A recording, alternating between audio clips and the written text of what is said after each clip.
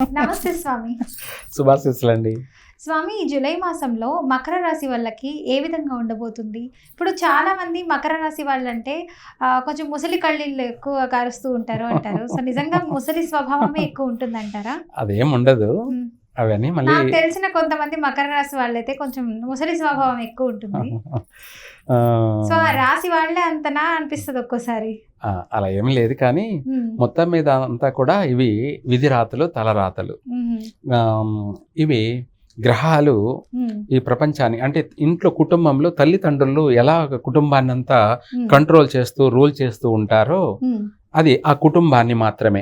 ఆ కుటుంబంలో ఉన్నటువంటి 10 మంది సభ్యులు ఉంటే 10 మందిని.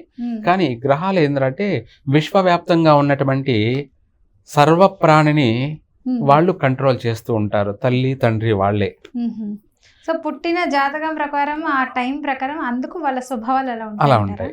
తర్వాత వచ్చేసి మకర రాశి వాళ్ళకి ఈ ఆషాఢ మాసం, జూలై నెల, ఈ ఆషాఢ మాసంలో మకర రాశి వాళ్ళకి ప్రతి విషయంలో కూడా వ్యతిరేకతలు ఎక్కువగా ఉన్నాయి, అధికంగా ఉన్నాయి.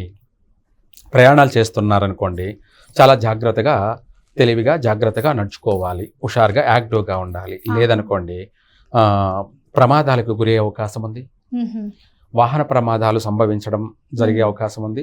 అంటే మనమే వాహనంలో పోతుంటే మనకు ప్రమాదం జరగడం అనేది పక్కన పెట్టేస్తే, మనం నడిచిపోతున్నా కూడా మనకు వేరే వాళ్ళ వల్ల మనకు ప్రమాదాలు సంభవించే అవకాశం కూడా అధికంగా ఉన్నాయి. కాబట్టి అందుకనేసి ఈ మాసంలో ఈ మకర రాశి వాళ్ళు నిత్యం ఆంజనేయ స్వామిని దర్శనం చేసుకొని పొద్దున్న నిద్ర లేకనే, లేదంటే నిద్ర లేవగానే ఆంజనేయ స్వామిని చూడడం కానీ, లేదా ఏ దేవుడినైనా సరే నిద్ర లేవగానే అందరి ముఖాలు చూడడం కన్నా ఇంట్లో ఉన్నటువంటి దేవుణ్ణి చూడడం, గణపతిని కానీ లేదంటే ఆంజనేయ స్వామిని కానీ నిద్ర లేవగానే, లేదంటే అమ్మవారిని కానీ ఒక ఫోటో పెట్టుకొని ఆమెను చూడడం శుభప్రదం.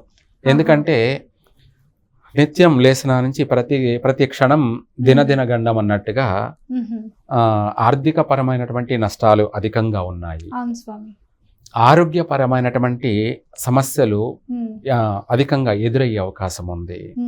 వీటితో పాటు వాహన ప్రమాదాలు సంభవించడం, అంటే మన వాహనాలే మరమ్మతులకు గురి కావడం, మళ్ళీ మనకు ఆర్థిక నష్టము జరగడం.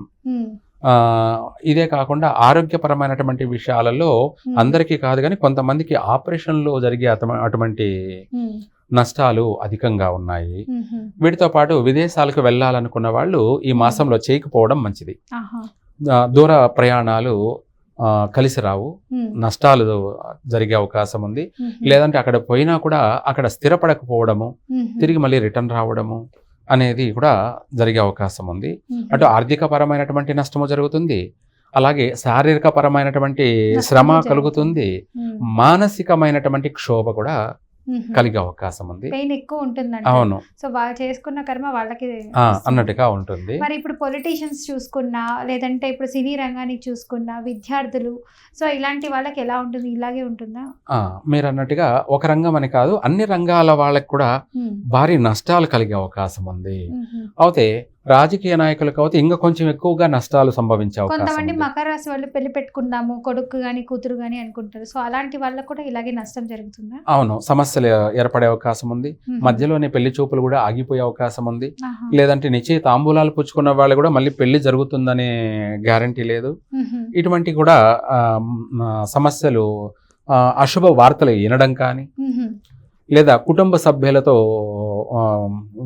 బంధువులతోనూ, కుటుంబ సభ్యులతోనూ, చుట్టుపక్కల వాళ్ళతో, ఇరుగు పొరుగు వాళ్ళతో కానీ, స్నేహితులతో కానీ, వాళ్ళతో అకాల విరోధాలు సంభవించే అవకాశం ఉంది. అంటే అనుకోకుండా ఊహించని సంఘటనలు వాళ్ళతో జరిగే అవకాశం ఉంది. అంటే గొడవలు కావచ్చు, కొట్లాట్లు కావచ్చు, పోలీస్ స్టేషన్ వ్యవహారాలు, కోర్టుల దాకా వెళ్ళే అటువంటి అంత సమస్యలు, భూ వివాదాల్లో చిక్కుకోవడం కానీ, లేదంటే మధ్యవర్తిగా నిలబడి నష్టపోవడం కానీ, ఇవ్వకూడదు. అటువంటి వాడి జోలికి కూడా వెళ్ళకూడదు. జాగ్రత్తగా ఉండదు మకర రాశి వాళ్ళు. సో ఇలా చేయొద్దంట, షూరిటీలు, హామీలు ఇవ్వద్దు ఎవరికేను. సో మీరే చిక్కుల్లో పడతారు. అదే కాకుండా సంతాన విషయంలో కూడా కాస్త జాగ్రత్త ఉండాలి, నష్టాలు జరిగే అవకాశం ఉంది. ఇదే కాకుండా కుటుంబ సభ్యులను పరామర్శించడం అంటే ప్రాణ నష్టాలు లేదంటే ప్రమాదాలు జరిగి వాళ్ళను పరామర్శించడం, సూతకాలు కూడా ఎక్కువగా సంభవించే అవకాశం ఉంది. అంటే ఏదో ఒక అశుభ కార్యక్రమాలకి వెళ్ళవలసిన పరిస్థితి వాళ్ళ ఇళ్ళలో జరగడం కానీ లేదంటే అయిన వాళ్ళ ఇళ్ళలో జరగడం కానీ వెళ్ళడం కానీ పరామర్శించడాలు కానీ ఎక్కువగా ఇటువంటి వాటికి జాయిన్ కావడం కానీ ఇటువంటి సమస్యలు. అంటే మామూలుగా శుభకార్యాలకు వెళ్ళామంటే అదంతా శుభప్రదమైన జీవితం అని అర్థం, అశుభ కార్యాలకు వెళ్ళామంటే బాగలేదు అనే అర్థం, నెగటివ్ అని. అలా ఆ విధంగా అనేక సమస్యలు ఇబ్బందులు ఎదురయ్యే అవకాశం ఉంది. అలా అనేసి ఇలా చెప్తున్నారు స్వామి అని భయపడాల్సిన అవసరం లేదు.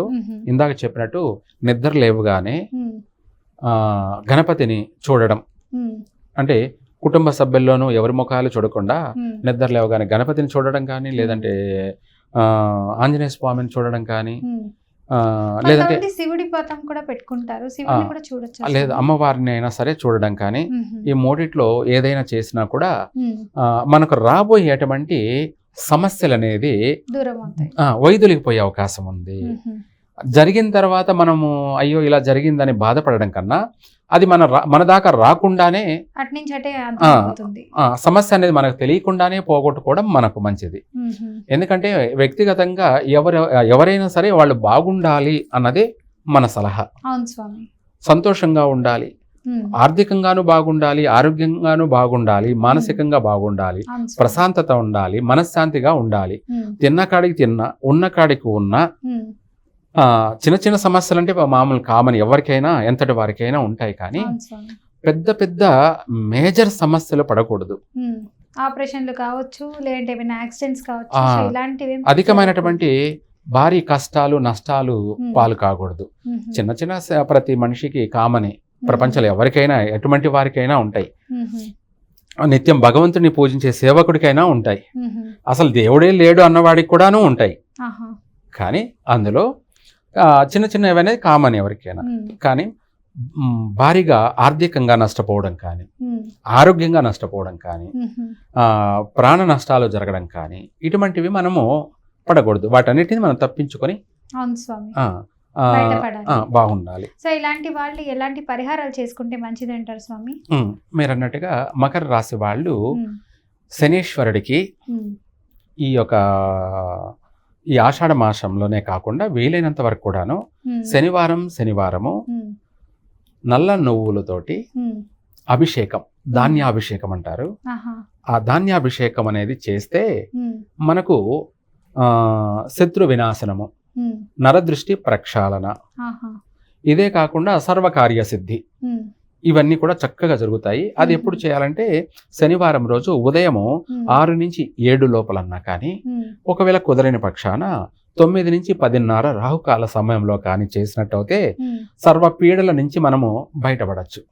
సాయంత్రం పూట కుదరదు స్వామి? సాయంత్రం కూడా చేసుకోవచ్చు, కానీ సూర్యోదయం ఈ సమయంలో చేస్తే చాలా ఫలితాలు ఉంటాయి.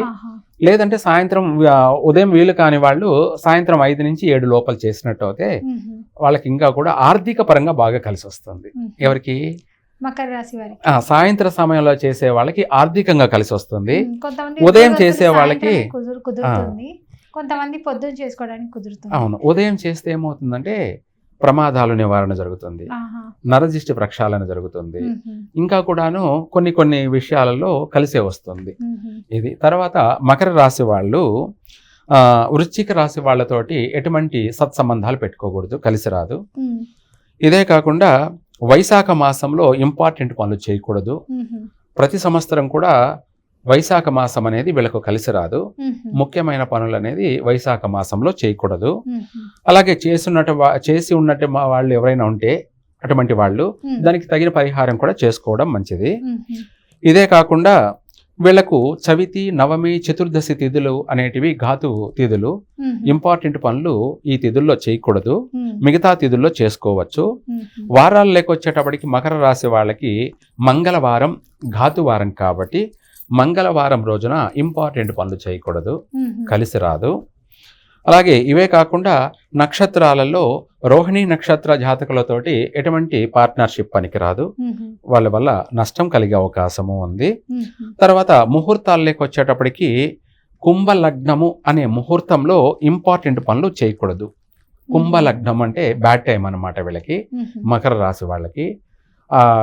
అంటే మనం పెళ్లి చూపులు కానీ, లేదంటే వివాహం చేసుకోవడం కానీ, లేదంటే ఏదైనా నూతన వ్యాపారం ప్రారంభం చేయడం కానీ, లేదా ప్రయాణం చేయడం కానీ ఈ సమయాల్లో చేస్తే నష్టాలే కలుగుతాయి అన్నమాట. అందుకనేసి మనకు ఏ పనైనా చేసినప్పుడు బాగుపడాలి కానీ నష్టపోకూడదు కదా. అందుకనేసి మనకు గుడ్ టైం ఏమిటి, బ్యాడ్ టైం ఏంటి అనేది తెలుసుకొని చేసుకోవడం మంచిది.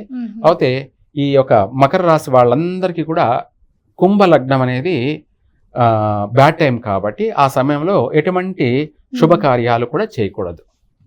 చాలా చక్కగా చెప్పారు గురుగారు, ధన్యవాదాలు. సర్వే జన సుఖినో భవంతు.